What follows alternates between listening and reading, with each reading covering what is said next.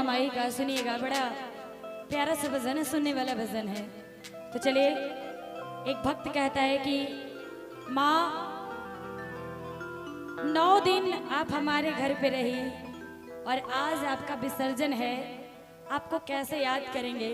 तो भक्त बड़े प्यार से कहता है, क्या सुनिएगा, क्या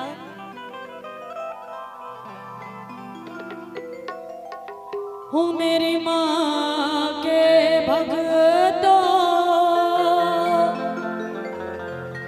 तस्वीर बना देना,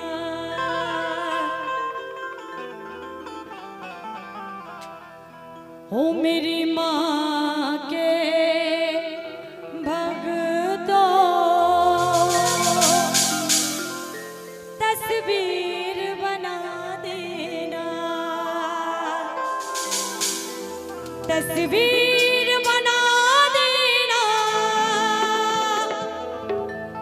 हो मेरी माँ को सजा देना,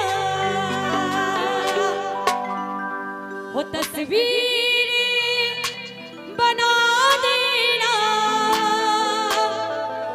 हो मेरी माँ को सजा देना, हो मेरी माँ के भक्तों तस्वीर बना देना।